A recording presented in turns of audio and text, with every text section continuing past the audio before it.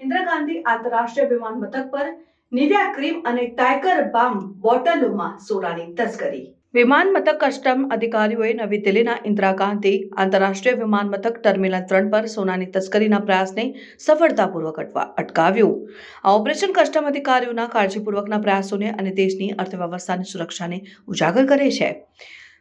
રિયાધથી flight AI 926 પર આવેલા ભારતીય મુસાફરને સ્થળ ઉપર પ્રોફાઇલિંગના આધારે રોકવામાં આવ્યો હતો. મુસાફરના શંકાસ્પદ વર્તન અને પૂછપરછ દરમિયાન અસંગત જવાબો મળતા કસ્ટમ અધિકારીઓએ તેમની સામાનની સંપૂર્ણ તપાસ કરવાનો નિર્ણય લીધો. તપાસ દરમિયાન અધિકારીઓએ શોધ્યું કે મુસાફરે નિવિયા ક્રીમ અને ટાઈગર બામ બોટલોમાં સોનાને ચતુરાઈપૂર્વક છુપાવ્યું હતું. સોનાને કન્ટેનરોમાં છુપાવવા માટે કાળજીપૂર્વક ઢાળવામાં આવ્યું હતું, જેનાથી સામાન્ય સ્ક્રીનિંગ પ્રક્રિયા દ્વારા શોધવું મુશ્કેલ હતું. કબજે કરાયેલ સોનાની કુલ માત્રા લગભગ 1.5 કિલોગ્રામ હતી, જેની અંદાજિત બજાર કિંમત ₹75 લાખ હતી.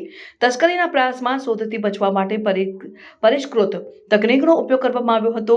સોનાને ઉગાડીને તેને કન્ટેનરોમાં ફિટ કરવા માટે આકાર આપવામાં આવ્યો હતો, જે પછી તેને ખોલ્યા વિના દેખાવા માટે ફરીથી સીલ કરવામાં આવ્યા હતા. આ છુપાવવાની પદ્ધતિ તસ્કરોમાં વધુ સામાન્ય બની રહી છે, જે સતત સુરક્ષા પગલાઓને બાયપાસ કરવા માટે નવા માર્ગો શોધી રહ્યા છે. કેરળના રહેવાસી તરીકે ઓળખાયેલા મુસાફરને તાત્કાલિક વધુ પૂછપરછ માટે કસ્ટડીમાં લેવામાં આવ્યો હતો. તપાસ દરમિયાન ખુલ્લું કે વ્યક્તિ અનેક રાજ્યોમાં કાર્યરત મોટા તસ્કરી નેટવર્કનો ભાગ હતો. નેટવર્ક પર પૈસા ધોવાણ અને સોનાના ગેરકાયદેસર વેપારને સુવિધા આપવા માટે વિવિધ પદ્ધતિઓ, જેમાં ક્રિપ્ટોકરન્સીનો સમાવેશ થાય છે, ઉપયોગ કરવાનો શંકા છે.